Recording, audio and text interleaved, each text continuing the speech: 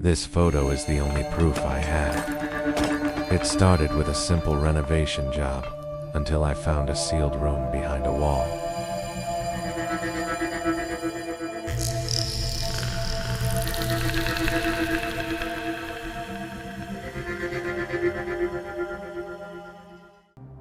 I'm posting this from a locked room with my phone's battery at 11%. I don't know if this is a warning or a confession. Maybe it's both. The picture I've attached is the only proof I have. It's the only time my camera managed to see what I see all the time. I am not alone here, and I think I'm about to become its new roommate. My name is Liam. I'm a contractor, or I was. 3 weeks ago, I took a job that was supposed to be my big break. A fast, easy, high-paying gig renovating the main hallway of an old, secluded mansion. The new owner, a twitchy, nervous man named Mr. Gable, had just inherited it and wanted to flip it fast. He met me at the property, his eyes darting around the cavernous, dusty space, as if he expected the walls to have ears. The house was a masterpiece of decaying grandeur, all dark wood and high ceilings. Gable gave me a tour, pointing out the work he wanted done. Refinished the floors, patched the plaster, a fresh coat of paint, standard stuff. Then he stopped at the end of the long main corridor and pointed to a large, blank section of wall. "Just paint this," he said, his voice unusually firm. "Hey, whatever you do, don't touch the structure of this wall. No demolition. Got it?" It was a strange request, but he was the client, and his money was good. I agreed without a second thought. Started work the next day. The house was unnervingly quiet, my footsteps echoing in the vast emptiness. As I was prepping the walls for plaster, I noticed it. There, on the wall Gable had warned me about, was the faint but unmistakable outline of a doorway. It had been plastered over, expertly hidden, but the silhouette was there. It wasn't on any of the blueprints Mr. Gable had given me. My curiosity got the better of me. I told myself I needed to check the integrity of the wall before painting. It was a lie, of course. I just had to know what was behind it. It's gourmet. I took a heavy mallet and gave the center of the plastered over doorway a solid tap. The plaster cracked, then crumbled, revealing old, dark wood beneath. It was a door, all right. A solid oak door, with no handle and no keyhole. It had been sealed shut, and from behind it, I felt a draft of cold, stale air, as if from a place that hadn't been opened in a very, very long time. The sealed door was a siren's call to my professional curiosity. Mr. Gable was away for the week, leaving me to my work. What he didn't know wouldn't hurt him. I spent the next hour carefully chipping away the old plaster and prying at the edges of the door with a crowbar. The wood was old but strong. Finally, with a loud groan of protesting timber, the seal broke, and the door swung inward into darkness.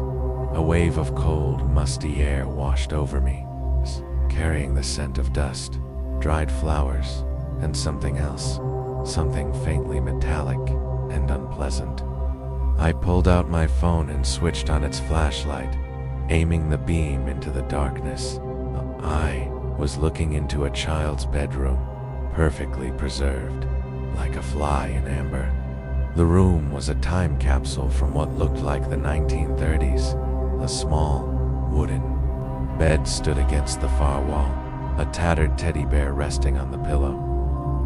A little desk with a single chair was tucked into a corner. The floral wallpaper was peeling, but the room itself was eerily neat, covered in a thick, undisturbed blanket of gray dust. It was completely empty of any life. Kay stepped inside, my boots leaving the first footprints in this room in what must have been nearly a century. The silence was absolute, profound. It was a dead silence, the kind that feels heavy. I swept my light around the room, a strange sadness settling over me.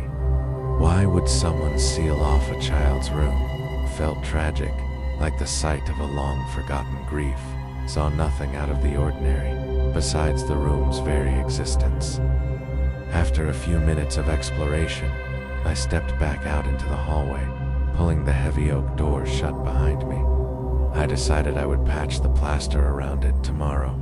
Tease and Gable would be none the wiser. That night, I went back to my own small apartment in the city. The image of the hidden room lingering in my mind, fell into an uneasy sleep and dreamed of a long, pale hand reaching for me from a dark doorway.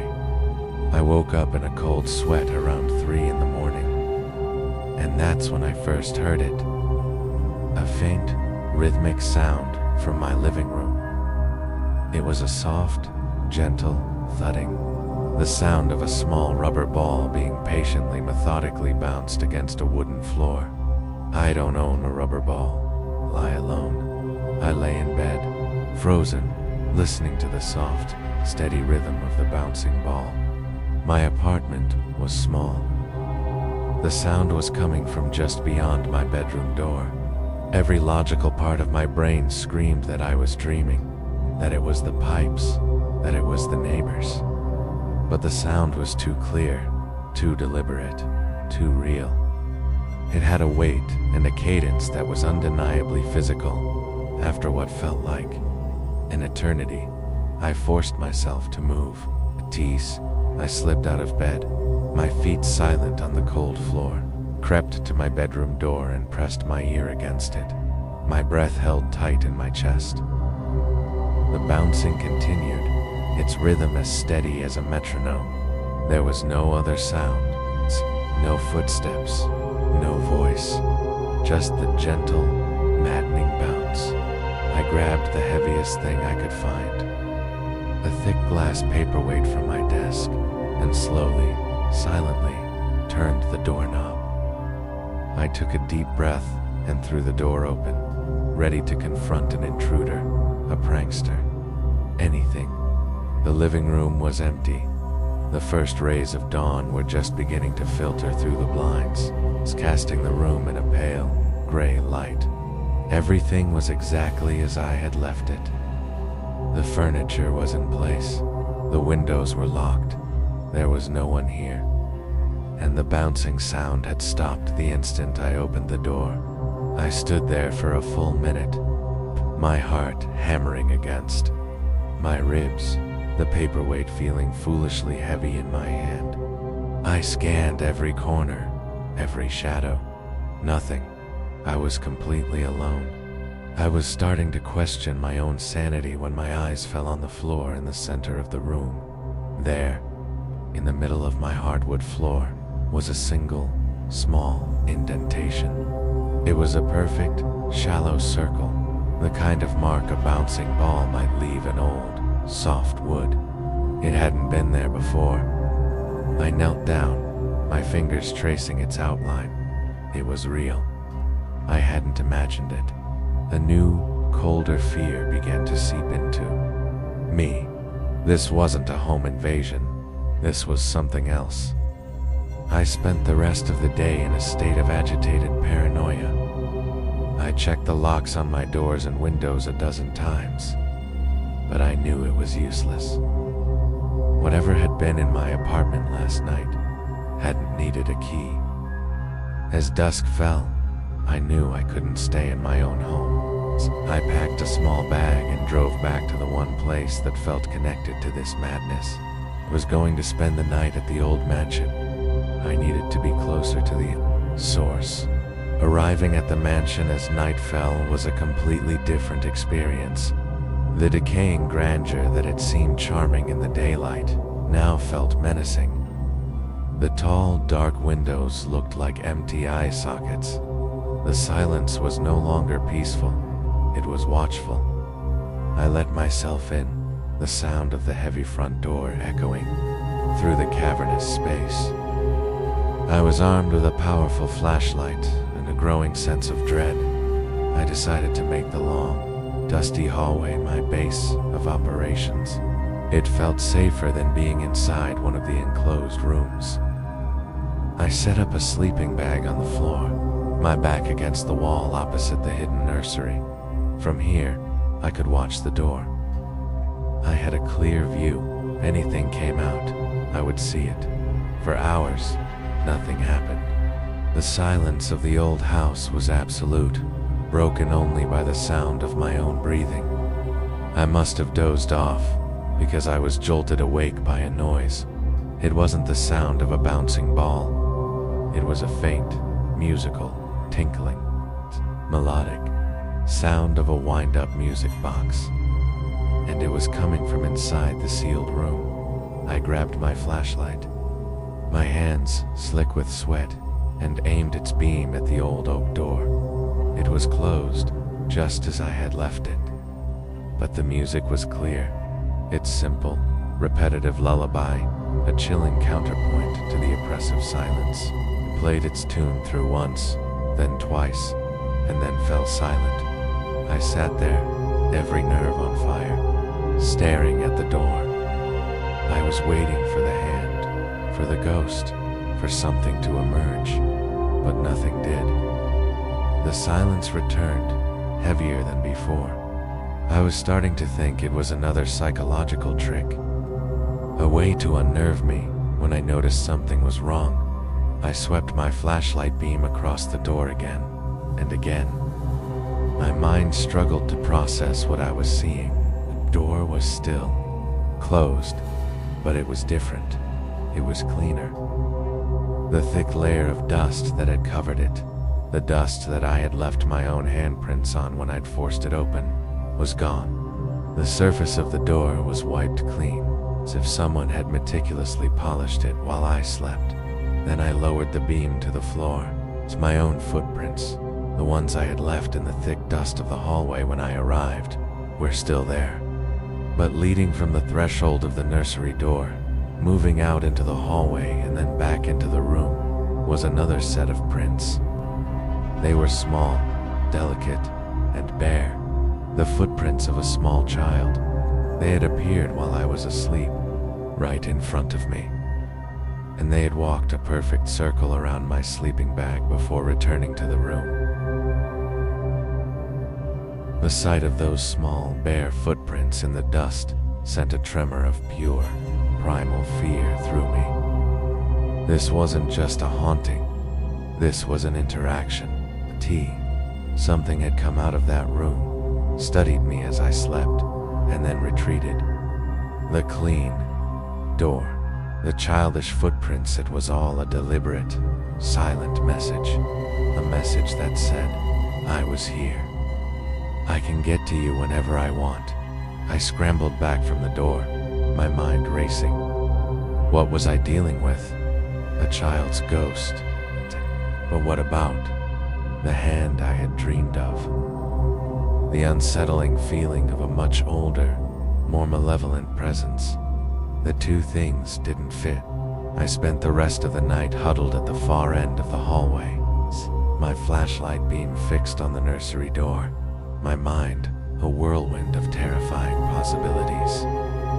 As the first light of dawn crept through the grimy windows, I knew I couldn't continue this alone. It's Kay. I needed information. I needed to know the history of this house, of the family that had lived here, of the child they had sealed away. I left the mansion as the sun rose, driving back to the city with a new, desperate purpose. Office. I spent hours poring over old property deeds and census records, tracing the ownership of the mansion back through the decades. I finally found them. The family who had owned the house in the 1930s, the Abernethys. The records showed a husband, a wife, and a single son. His name was Thomas. He was 8 years old. My next stop was the local newspaper's digital archive. I searched for the family name, for the address, for any article from that era that might shed some light on the mystery. I found articles about their social events, their business dealings, and then I found the article that made my blood run cold. It was from the summer of 1938. The headline was short and tragic. Local boy lost in tragic accident. The article described how young Thomas Abernathy had been playing in the woods behind the family mansion and had fallen into an old, abandoned well. His body was never recovered. The community mourned. The family, heartbroken, sold the house a year later and moved away, never to be seen in the area again. It was a sad story, but it didn't make sense. If he had died in the woods, then who or what was the occupant of the sealed room? I was about to close the search when I saw a small, related article at the bottom of the page, published a week after the boy's disappearance. It was an interview with the town's sheriff. He spoke of the tragedy of the search efforts, and then he said one sentence that changed everything. "It's a terrible thing," the sheriff was quoted as saying, especially since the Abernathys had already lost their other son, the boy's twin brother, to a terrible illness just a month before. A twin brother. A brother no one had ever mentioned. A brother who hadn't been listed on any of the official census records I had found. A sick child, hidden away from the world, while his healthy twin played outside. The existence of a forgotten twin was the key. It was the missing piece that made all the other jagged parts of the puzzle snap into place. A sick child, hidden away from the prying, judgmental eyes of 1930s society. A child who likely died in that room, alone and forgotten. It was his room, his ghost, but it still didn't explain everything. The hand I had seen in my dream, long and pale. The feeling of a presence that was far more ancient and predatory than the ghost of a small boy. And the most chilling question of all, if the family had left after the tragedy, who had sealed the door? I went back to the mansion that evening, my mind armed with a new, horrifying theory. I didn't set up camp in the hallway this time. I walked directly to the nursery door, my steps echoing in the silent house. I didn't try to speak to the child's ghost. Kala was there to speak to the other one.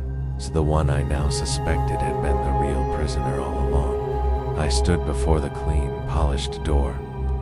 "I know you're in there," I said, my voice steady, betraying none of the fear that was churning in my gut.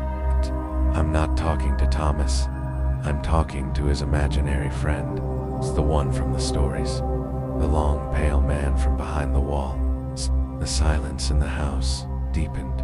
It was a cold, listening silence. I had its attention. "They trapped you in here with him, didn't they?" Rai continued, piecing it together as I spoke. "The boy was sick. You were attached to him. His illness, his weakness. It was a gateway for you. And when he died, they couldn't get rid of you. They sealed the room, trapping you both inside, its ghost and you." From behind the door, a low, soft chuckle echoed. It was a dry, ancient sound, full of a terrible, patient amusement. It was not the sound a child would make. "You've been using him," I said, the truth solidifying with every word I spoke. His memory, his ghost, the music box, the bouncing ball, the footprints. That's all him, a confused, lonely child's spirit, replaying his last moments. But you're something else. You've been using his energy, feeding on it. And now you're using it to try and get to me. It's the door, which had been tightly closed, slowly began to creak open. A thin sliver of absolute, impenetrable darkness appeared in the opening. The entity wasn't denying it, was inviting me to see for myself. "What are you?" I whispered, my eyes fixed on that sliver of black. The ancient, dry voice slithered out. From the darkness, it was a voice of dust and shadows. I am his grief, it said. I am his loneliness. I am his shadow. And now, ... I am hungry. The door swung fully open, revealing the dark, empty room. Tony, and standing in the center, where there had been nothing before, was a tall, impossibly thin figure, its form a shifting column of pure shadow. And from that shadow, a single, long, pale, skeletal arm emerged, its fingers tipped with sharp, black claws. It was exactly as I had seen it in my dream. The creature of shadow stood motionless in the center of the nursery, a void in the shape of a man. Its presence sucked the warmth from the air, a silence in the room so profound it felt like a physical pressure. This was the thing that had been hiding behind the ghost of a child, a parasite wearing the memory of a tragedy like a cloak. The boy's spirit is weak now, the shadow thing whispered, its voice like the rustling of dry leaves, almost gone. I have consumed nearly all of it, but you, ... you are so full of life, so full of fear. You will be a feast. It took a slow, gliding step towards me. It didn't have legs. The bottom of its form simply flowed across the dusty floorboards. I took a step back, my hand instinctively going for the heavy flashlight in my belt. Was a pathetic weapon against a creature made of darkness, but it was all I had. What about Gable? I asked, my mind racing, trying to buy myself time, trying to understand. The owner, does he know about you? The creature paused, and its featureless head tilted. The bloodline, it hissed. They are the keepers, the wardens. They pass the duty down from one generation to the next. It's the duty to keep this door sealed. But he is weak. He does not have the conviction of his ancestors. He fears the house. He fears me, and his fear is a delicious appetizer. So Gable knew. He hadn't just inherited a house, Tated. He had inherited a prison and the duty of being its jailer. His desperation to sell the property, his strange warnings, it was all a desperate attempt to pass the terrible responsibility on to someone else. To me, the creature glided forward again, raising its long, pale arm. The claws at the end of its fingers seemed to drink the light from my flashlight. Your fear is so bright, Liam, it whispered. It shines like a star in the darkness of this place. I have not tasted anything so potent in a very long time. I knew I couldn't fight it. It's not here, not in its nest, where it had spent the better part of a century gathering strength. I did the only thing I could. I turned and ran, Tated, down the long, dark hallway, my footsteps echoing like gunshots. I didn't dare look back. I could feel its cold presence behind me, a wave of absolute zero that seemed to chase me, to lick at my heels. I burst out of the front door of the mansion and into the cool night air, not stopping until I reached my car. I fumbled for my keys, my hands shaking, and threw myself inside, locking the doors. I sat there, panting, my heart threatening to beat its way out of my chest. I looked back at the house. The front door was still open, a gaping black mouth, but the creature did not follow, stood just inside the threshold, a tall, dark silhouette against the deeper darkness of the house. It couldn't leave. Or maybe it didn't need to. It simply raised its long, pale hand, pointed a single, clawed finger at me, and then slowly retreated back into the shadows of its home. I drove away from that house as if the devil himself were at my heels. I didn't stop until the city lights were a warm, comforting glow in my rearview mirror. I checked into a cheap, brightly lit motel, a place so devoid of history and character that I hoped no shadow could find purchase there. But the creature's parting gesture, that single pointed finger, was a promise. It had marked me. I didn't sleep. Outside the window, I replayed the encounter in my mind, the creature's words echoing in the silence. The bloodline. They are the keepers. Gable wasn't just a nervous homeowner. He was part of a lineage, a family tasked with an ancient, terrible duty. A duty he had tried to shirk. And then I realized the true horror of my situation. I had trespassed. I had broken the seal. I had interacted with the prisoner. In the ancient, unspoken laws that govern this thing, I had now involved myself. Gable's problem had become my problem. A new, cold dread washed over me. What if the creature's inability to leave the house wasn't a permanent condition? It had fed on the ghost of a child for decades, growing stronger. It had tasted my fear. What if it was just a matter of time? What if it was learning to stretch its influence beyond the confines of those decaying walls? My phone buzzed on the nightstand, the sound making me jump. It was a text from an unknown number. My hands trembled as I picked it up. The message contained a single image. It was a live photo, the kind that captures a second of video. I pressed down on the screen. The image came to life. It was a short, looping video of the front door of my own apartment in the city. The door was closed. But as the loop played, the doorknob slowly, silently began to turn. I dropped the phone as if it had burned me. It was impossible. I was miles away. But it was happening right now. The creature was no longer confined to the mansion. Its consciousness, its influence, was reaching out, that followed me. Not physically, but through some terrifying, unseen connection.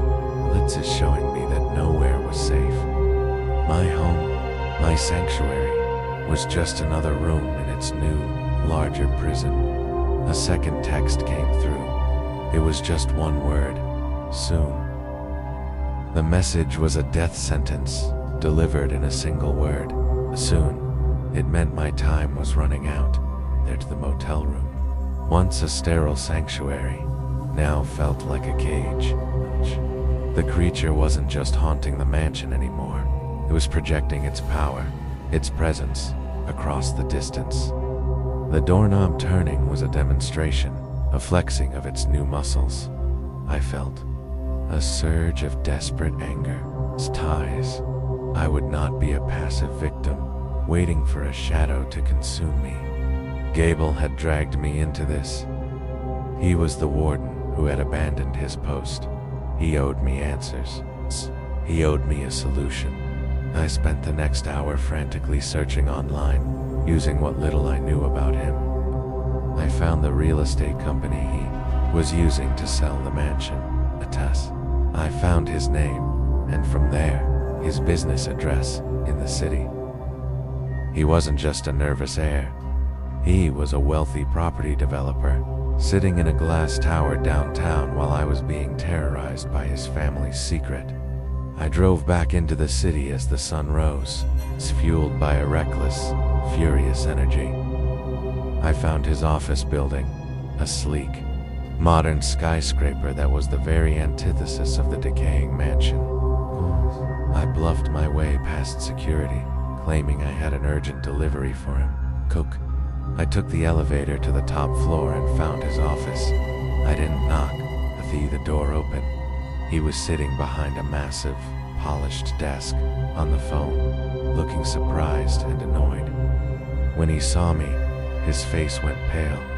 He quickly ended his call. "What is the meaning of this?" he stammered, trying to project an authority he clearly didn't feel. "The meaning is that your family's pet is off its leash," I snarled, slamming my hands down on his desk. "It's out. It's following me, and you're going to tell me how to stop it." Gable shrank back in his chair, his eyes wide with a familiar terror. "I don't know what you're talking about," he whispered, but his shaking hands betrayed him. "Don't lie to me," my voice echoing in the large office. "I've been in the room. I've seen it. I've spoken to it. I know about the twin. I know about the keepers." Kinda. At the mention of the keepers, all the blood drained from his face.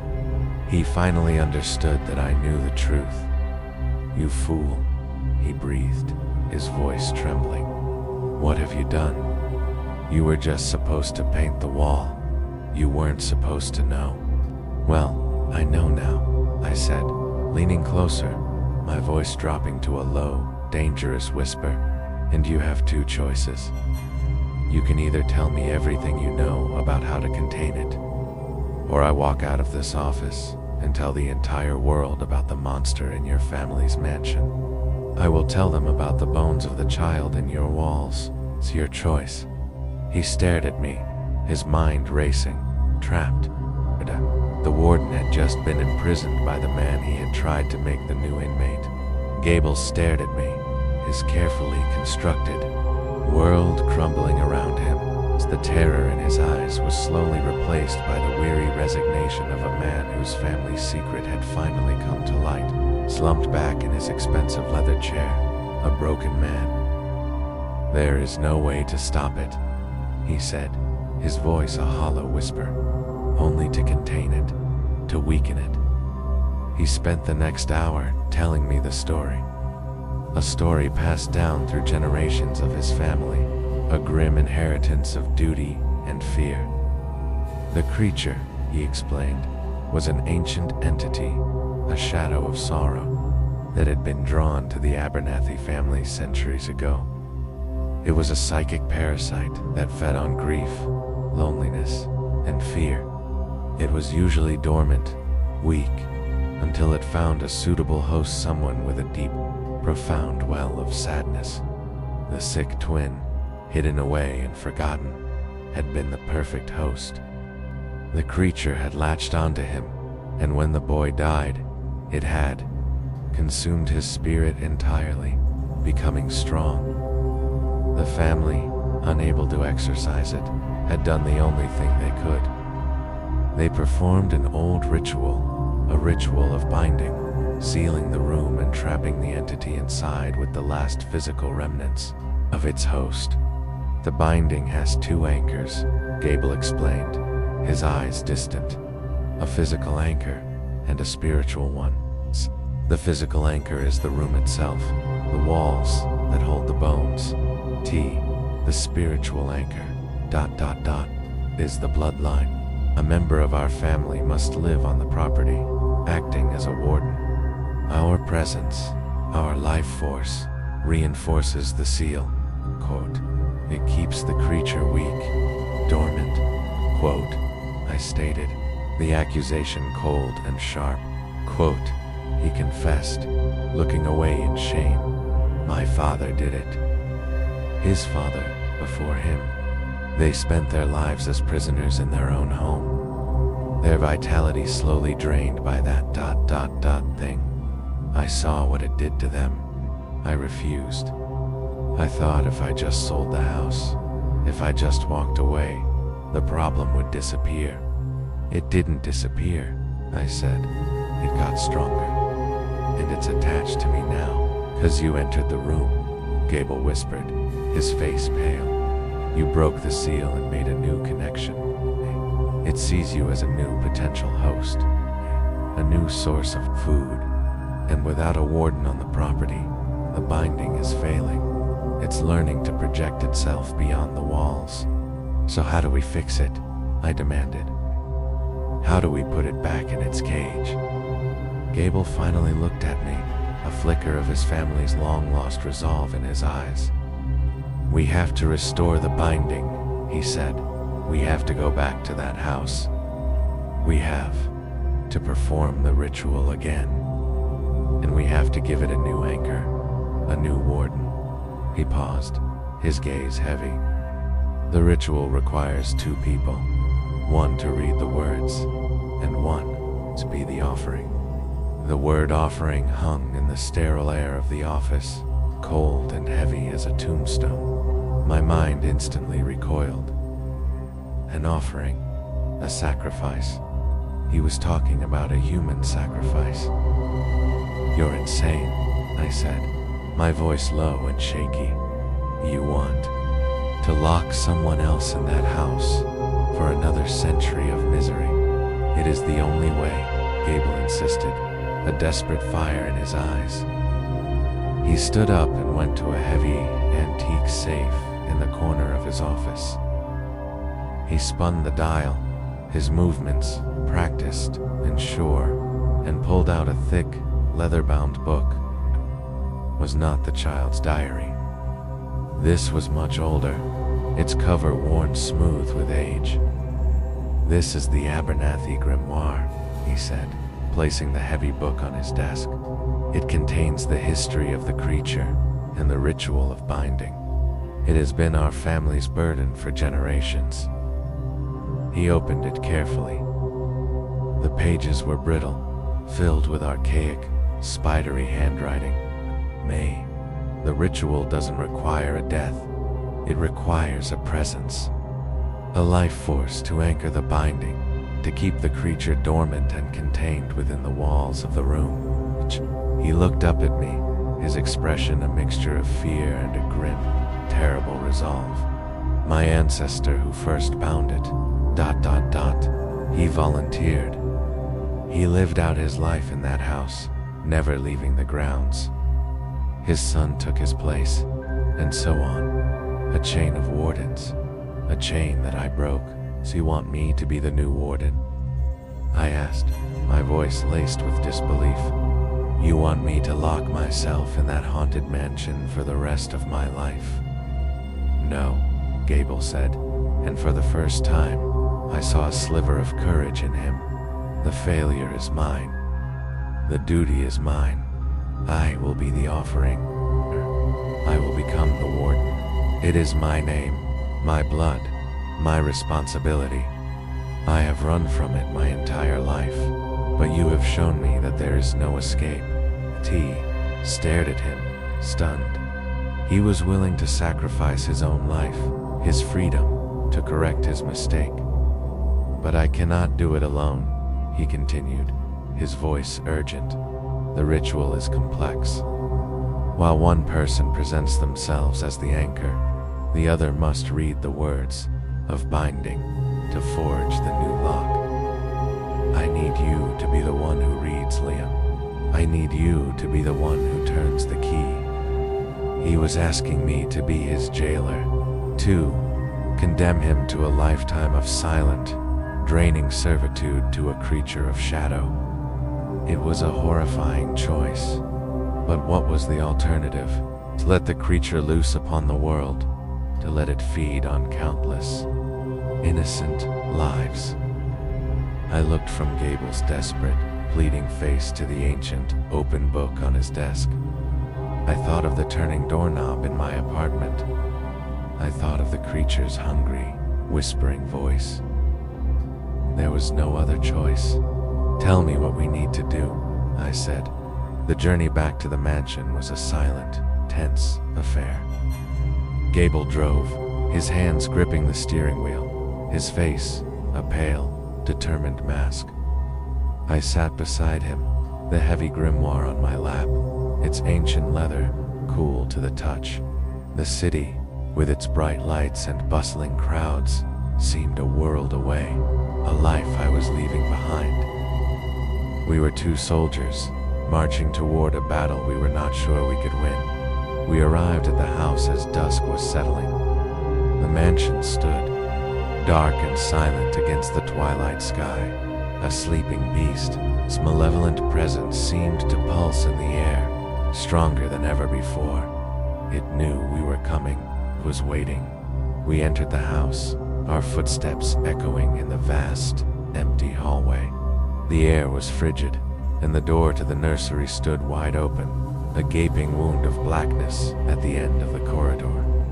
It will try to stop us, Gable whispered, his voice tight. We'll use your fears, your memories, to quake. It will show you things that are not real. You must not listen. You must not look away from the book. No matter what you hear, no matter what you see, you must keep reading. I nodded, my throat too dry to speak. We walked down the long hallway, our flashlights cutting trembling paths through the gloom.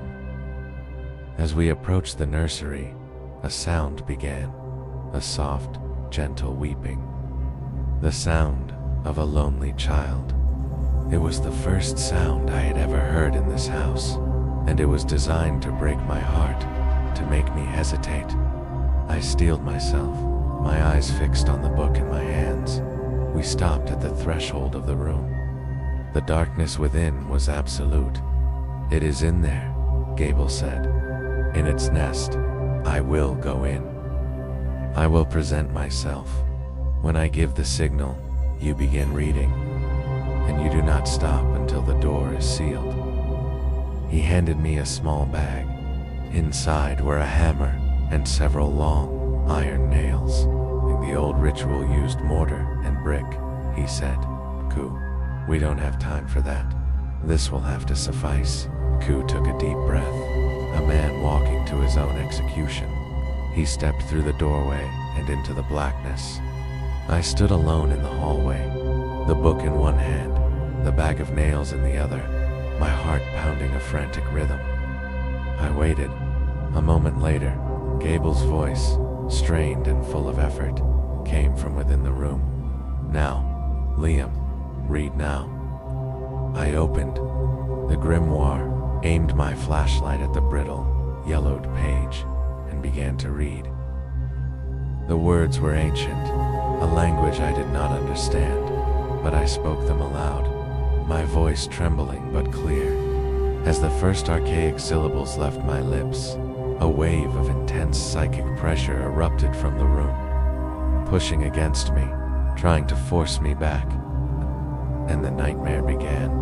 The moment I began to read, the house came alive with a symphony of my own personal hell. The walls of the hallway around me dissolved, replaced by a flickering, ghostly projection of my childhood home.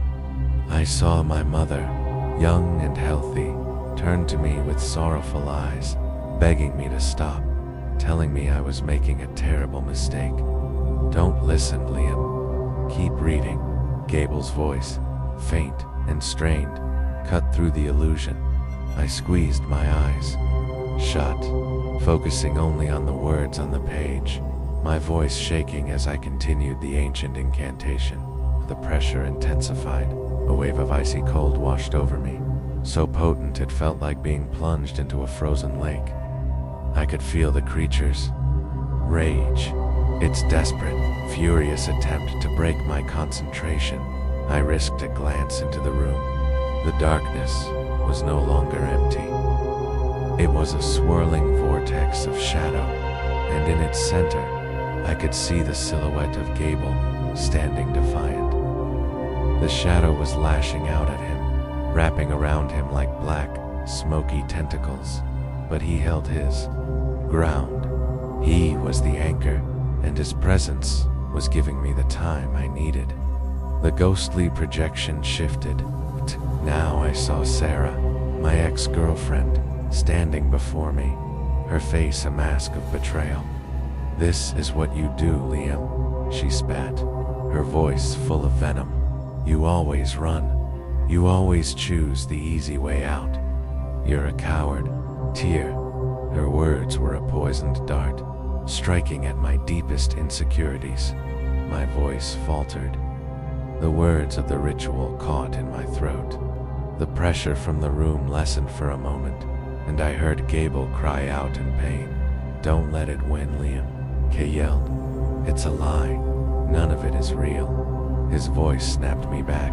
I forced the illusions away, my anger at the creature's manipulation, overriding my own pain.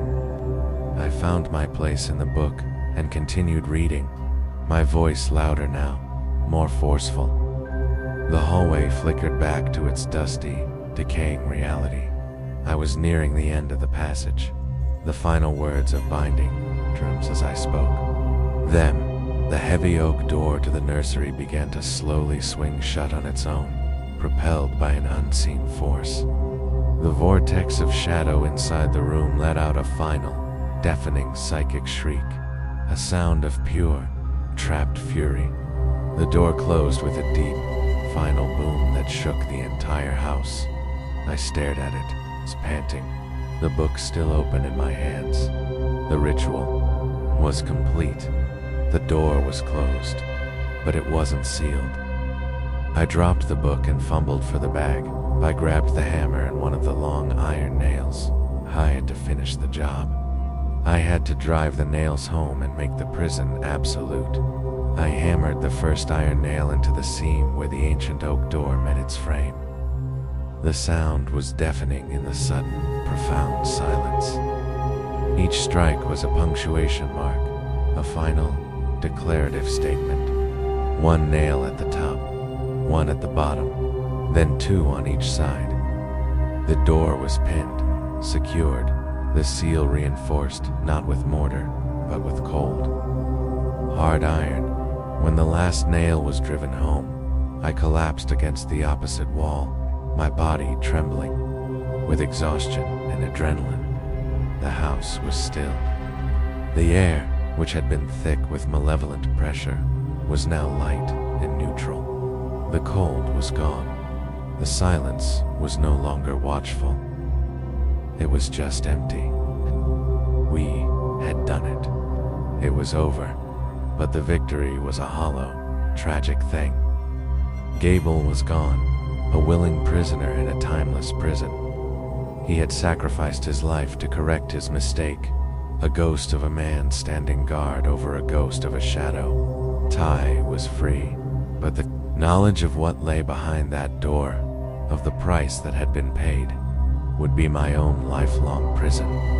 I never saw Mr. Gable again, in any sense. His company announced he had taken an indefinite, private leave of absence for health reasons. I was paid handsomely for the renovation job. The money transferred silently into my account from a corporate entity. It felt like blood money. I finished the work, plastering and painting over the sealed, nailed-shut door until it was just a blank, anonymous wall once more, hiding its terrible secret. Then I packed my tools and walked away from that mansion, never looking back. I am writing this now, years later, from a new city, a new life. No one would ever believe my story. It sounds like a madman's dream. Sometimes I wonder if it was. But then I remember the cold, the spectral footprints in the dust, the ancient, whispering voice. I know it was real. I check the news sometimes, scanning for any mention of the old Abernathy estate. It remains empty, unsold, a decaying monument to a forgotten duty. The wardens are gone, save one. I often wonder about him, standing alone in the darkness of that house, his life force a silent, eternal shield. I hold on to the hope that the binding will hold, that the iron nails and Gable's sacrifice will be enough. But I also carry a permanent, lingering fear. I know that ancient evil is patient. It can wait, and it is forever hungry. I opened the door once. My greatest fear is that someday, someone else, driven by the same innocent curiosity, will make the same mistake. This time, there may be no one left to turn the key.